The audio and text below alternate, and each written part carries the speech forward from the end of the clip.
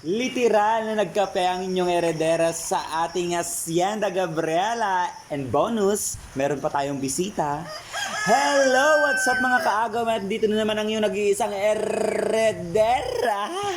So for today's video mga kaagaw, may pupunta tayo sa Hacienda Gabriela at doon tayo magkakape. So dala-dala ko na nga dyan yung kaserola, yung baso, yung kutsara at yung 3-in-1 na kape. Nagdala nga lang din po ako dyan ng 2 piraso ng panggatong, panghambalos ng kambing. Huy, hindi! Panggatong yan. So habang naglalakad-lakad ako dyan papunta ng hacienda mga kaagom ay hindi ko mahiwasang tumingin sa kalangitan. At para akong tinatawag ng kalangitan. Chared! So ayan, nakarating na nga ako dyan mga kaagom sa ating Hacienda Gabriela. At agad-agad akong nagbunot-bunot dyan sa space kung saan natin ipespesto yung paglulutuan natin or pagpapakuluan natin ng tubig. So gamit tong dala kong posporo mga kaagom ay sinendahan ko na nga lang tong 2 peraso ng takip ng coke. At yan ngayon pang-aapoy ko dito sa mga panggatong na dala-dala natin. At syempre binuhos ko na yung tubig dito sa may kaserola. At syempre pinainit ko na dyan.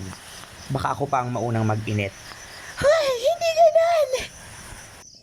Hinihipan ko na nga lang dyan ng kaunti itong apoy mga kaagom dahil medyo mahina dulot ng medyo basa kasi yung lupa.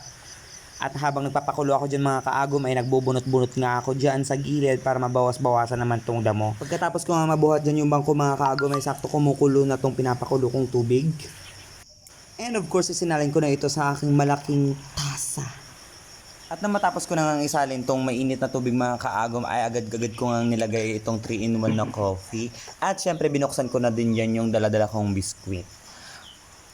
Masarap nga kumain ng biskwit at humigop ng mainit na kape dito sa ating Hacienda Gabriela mga kaagom. Kaya lagi-lagi ako ditong nagkakape tuwing umaga.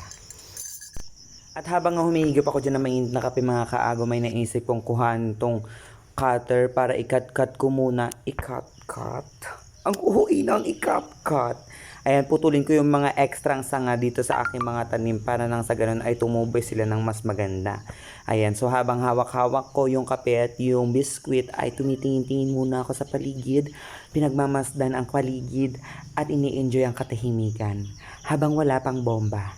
Chareds! Walang ganon! So, fast forward nga tayo dyan mga kaagom at dumalaw nga dito sa hacienda yung auntie ko kasama yung aking pamangkin at humingi nga sila dyan ng binhi ng patola. Napansin nga ng auntie ko dyan na maraming nagkalat na ligaw na ampalaya kaya yan hiningi na nga lang niya kaysa naman masira. So hindi na nga sila nagtagal dyan at umuwi na nga lang din sila. So makalipas nga dyan yung ilang minuto mga kaagom ay itong sang auntie ko naman itong dumating dito sa ating hacienda at nakwento nga daw sa kanya na maraming talbos itong kamoting kahoy na tanim ko kaya ayan hinini na nga lang niya. So bali gagataan niya nga itong talbos ng kamote na ito. Ayan, medyo marami-rami rin talaga ito mga kaagom at kapag ito'y naluto ay masarap rin talaga.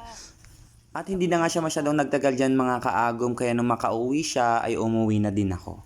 Yun lang for today's video. Thank you for watching!